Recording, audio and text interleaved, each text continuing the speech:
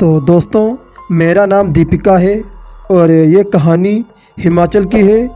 जिस वक्त की ये घटना है उस वक्त मैं गर्मियों की छुट्टी में अपनी नानी के घर गई हुई थी।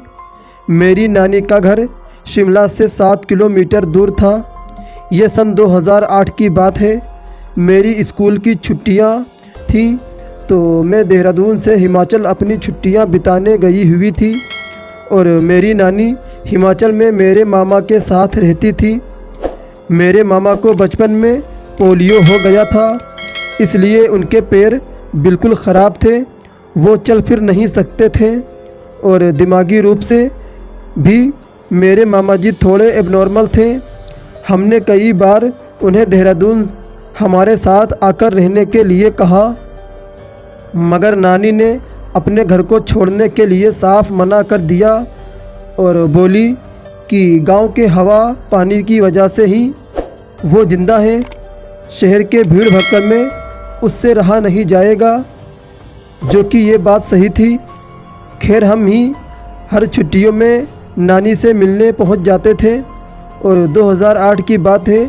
मैं उस वक्त 13 साल की थी। हमेशा की तरह मैं नानी के घर आई हुई थी। मेरी नानी का घर 2 मंजिला था और मैं सबसे ऊपर वाले कमरे में रहती थी। फिर एक रात मैं कमरे में अकेली सोई हुई थी। मेरी मम्मी नीचे वाले कमरे में नानी के साथ सोई हुई थी। मेरे मामा जी जिन्हें पोलियो था वो भी उसी कमरे में अपने बिस्तर पर पड़े रहते थे। और फिर एक रात करीब आधी रात में मुझे ऐसा महसूस हुआ जैसे कोई नीचे वाले कमरे से सीढ़ियाँ चढ़ते हुए ऊपर आ रहा हो। मैंने कंबल से मुंह बाहर निकाल के उस आवाज़ को गौर से सुना। हाँ, सच में कोई सीढ़ियाँ चढ़कर ऊपर आ रहा था। सीढ़ियाँ लकड़ी की बनी हुई थी, इसीलिए वज़न पड़ते ही वो लकड़ियाँ आवाज़ करने लगती। मगर वो आवाज़ ऐसी नहीं थी जैसे कोई नॉर्मल आदमी उस पे चढ़ रहा हो, बल्कि ऐसी आवाज़ थी जैसे कोई बड़ी मुश्किल से उन सीढ़ियों में चढ़ रहा हो। रुक रुक कर मैं जानती थी कि वो मम्मी या नानी नहीं हो सकती, क्योंकि वो आती तो मुझे आवाज़ देते हुए आती, ऐसी खामोशी से नहीं आती। और वो मेरे मामा जी भी नहीं हो सकते, क्योंकि मेरे मामा जी चल फिर नहीं सकते थे। वो कदमों की आवाज़ एकदम मेरे कमरे के दरवाजे के बाहर आकर रुक गई। साथ ही अजीब सी भरी भरी सांसें लेने लगी। आवाज़ भी ऐसी थी मानो जैसे रोंगटे खड़े हो जाएं। और वो आवाज़ ऐसी थी जैसे कोई बहुत बीमार हो। मैं सांस रोक रोक कर अपने बिस्तर पर लेटी रही। मैंने हिलने की भी कोशिश नहीं की, क्योंकि अगर मैं ज़रा भी हिलती तो मेरा फोल्डिंग बेड आवाज़ करने लगता और बाहर जो भी था उसको ध्यान मेरी तरफ आ जाता। फिर दोस्तों, लेकिन तभी मेरे कमरे का दरवाज़ा धीरे धीरे आवाज़ करता हुआ खुलने लगा और मैं धीमे धीमे खुद को कंबल से ढकने लगी, मानो जैसे वो कंबल मुझे बाहर खड़े उस खतरे से बचा लेगा। मगर कंबल से खुद को ढकने के प्रोसेस में मेरा फोल्डिंग बेड हिल गया और उसकी आवाज़ से बाहर खड़ा वो जो भी था वो सतर्क हो गया। तभी मेरे कमरे का दरवाज़ा भड़ाक से एकदम एक झटके में खुल गया। मेरे कमरे में एक नाइट बल्ब जल रहा था।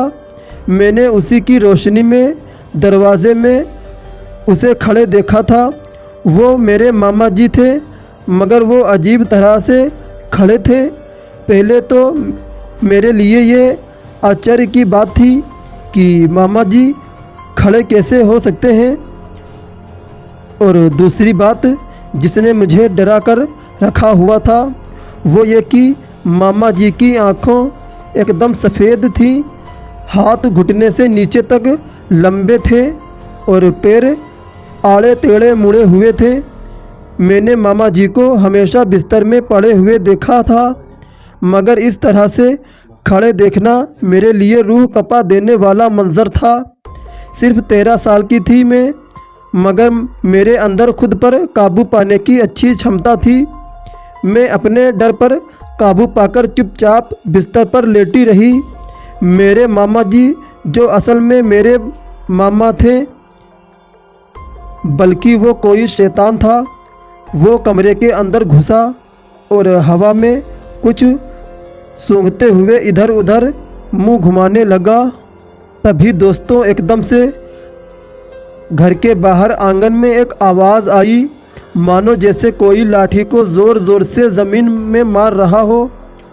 उस आवाज़ को सुनकर वो शैतान मेरे कमरे से बाहर निकलकर सीढ़ियों से नीचे भागते हुए सीधा आंगन में चला गया। मैंने खिड़की से बाहर देखा।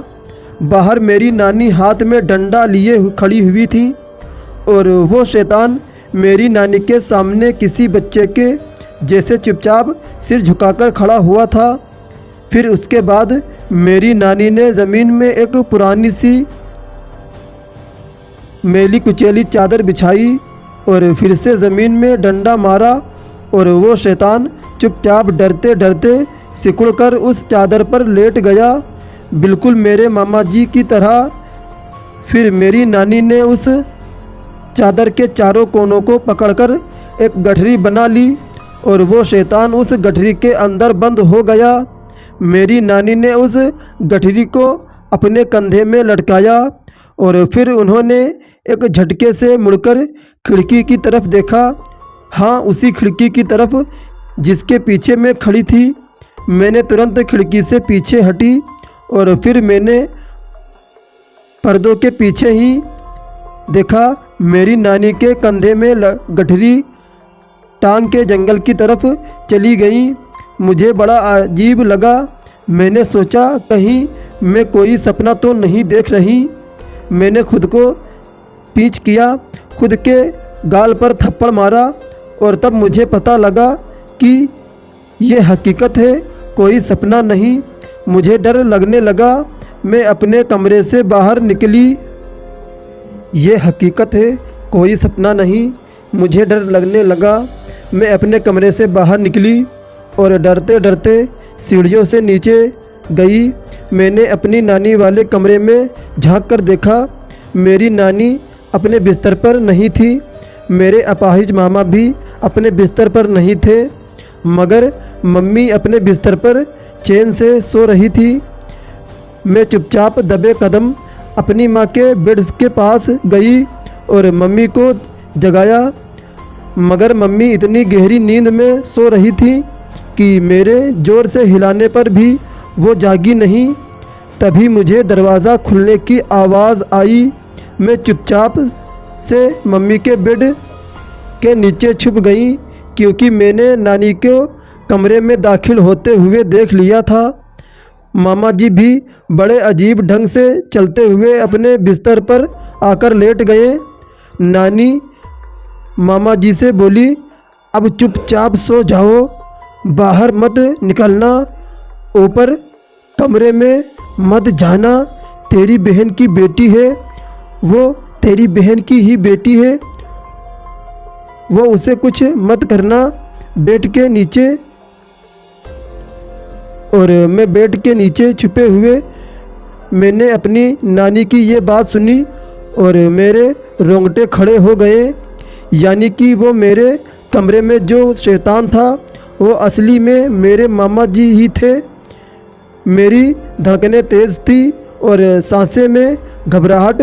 मुझे डर लगने लगा कि कहीं उन्हें पता न चल जाए कि मैं बेड के नीचे छिपी हुई हूँ और उनकी सारी बातें सुन चुकी हूँ।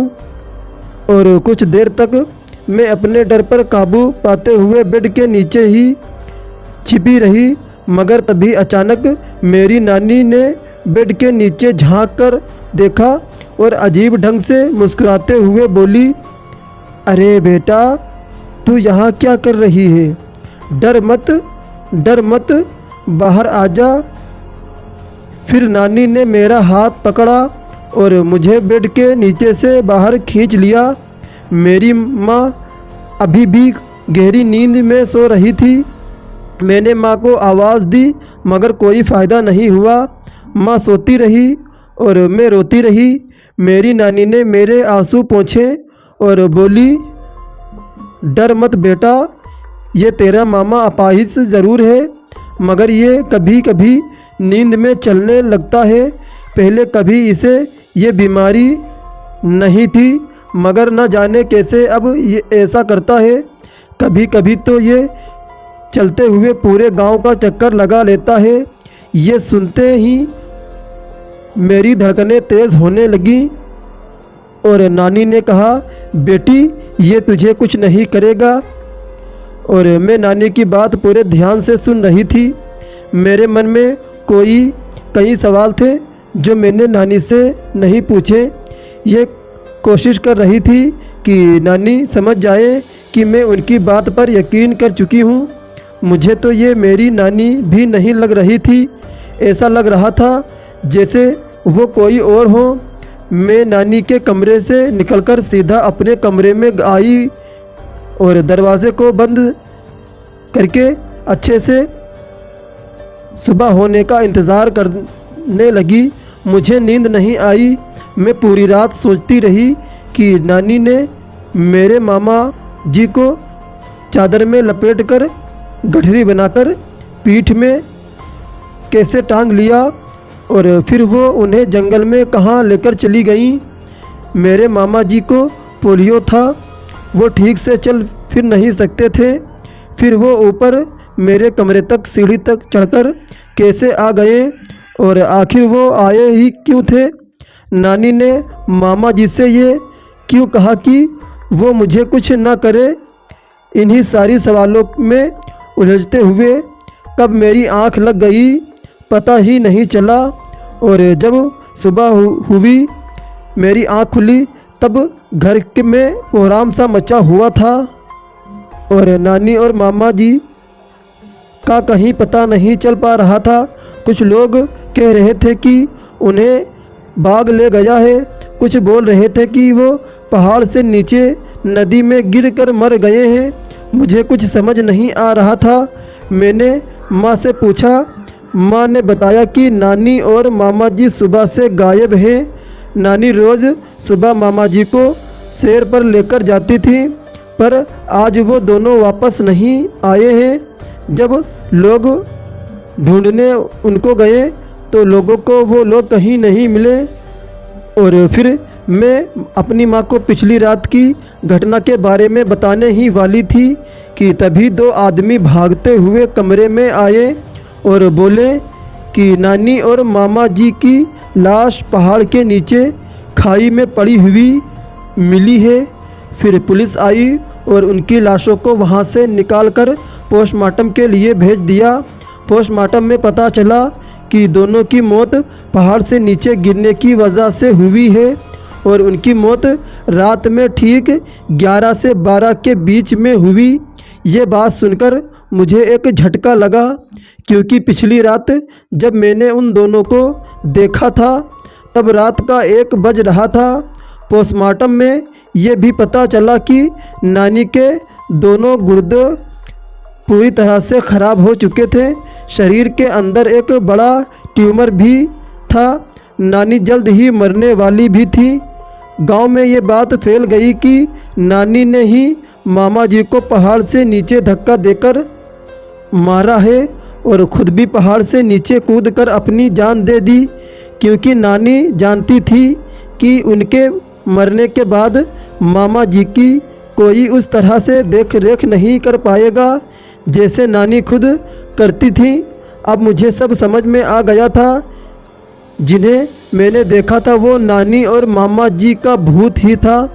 मामा जी मुझे देखने मुझसे मिलने आए थे पर तभी नानी ने मामा जी को घर से बाहर बुलाकर एक चादर में लपेटा और कंधे में टांग कर वहाँ से चली गई।